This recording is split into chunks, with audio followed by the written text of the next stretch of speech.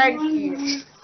First, let me turn in my apologies and to recognize the good work that you're doing and to thank great Nigerians on this platform for coming to make contributions.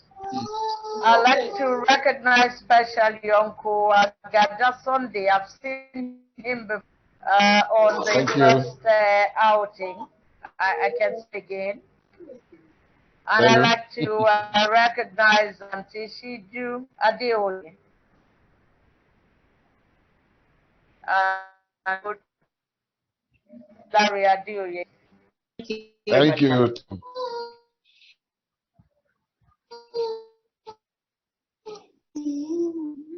So, if you look at the list of codes in the electoral process, voters occupy very strong position. Big elections for Nigeria. A lot of participate process. Because then there is no election because they will have to come to choose, make their own choice in a free, fair election, in an environment that is conducive. And that is why ahead of the 2023 general elections and the 2022 FCT area councils election, the Commission has begun consultation with other critical stakeholders with a view to ensuring access to voters. Recall that since 1996 till date, we have a total of 119,903 polling units across the country. Since 1996, a total of 119,970 polling units were created across the country to cater.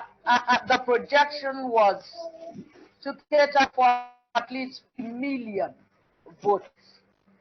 And you imagine that from 1996 till date, we've had several elections. And of course, the number of registered voters have also increased. In 2019, we had over 84 million Nigerians registered. So you then see that the 119,973 polling units established in 1996 is no longer adequate to serve over 84 million voters. And so the Commission ahead of 2023 has begun consultation with stakeholders to ensure that we expand access. There's a lot of congestions, in our polling units. A lot of congestion. We have overcrowding in our polling units. And that's the major reason why the Commission wants to expand access to voters. You also realize that population has also increased. And I did say earlier that currently in the register of voters in the country, we have over 84 million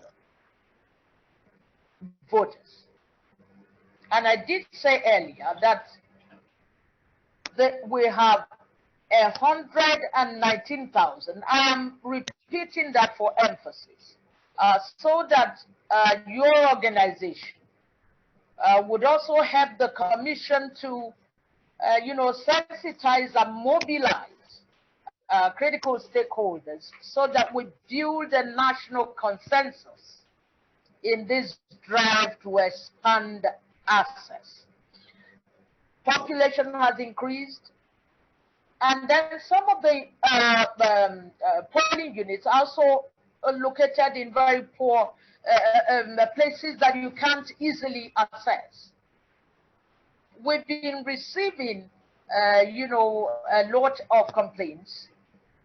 For instance, here in the FCT, regarding our brothers and sisters who have different challenges, visual impairment, physical disabilities, in terms of location of polling units.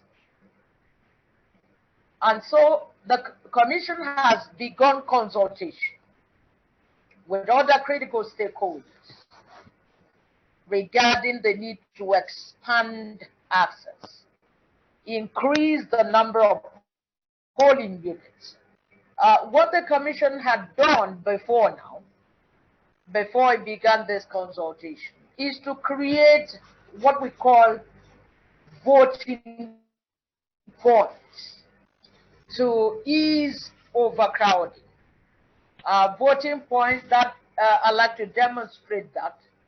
So, point 001 DOE, for instance, we have 3,000 registered voters. That's an example.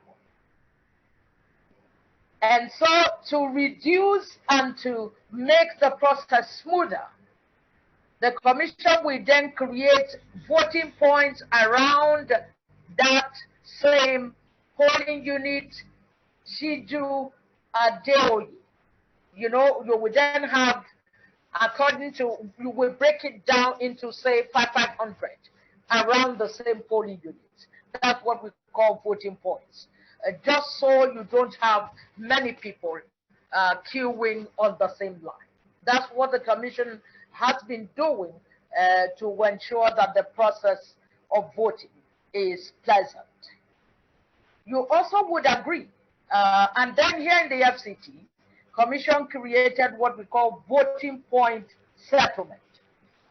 The reason is because in FCT here, a whole lot of estates have been springing up, and you find people, great Nigerians, who want to exercise their franchise, trekking some miles to access their polling unit. And in this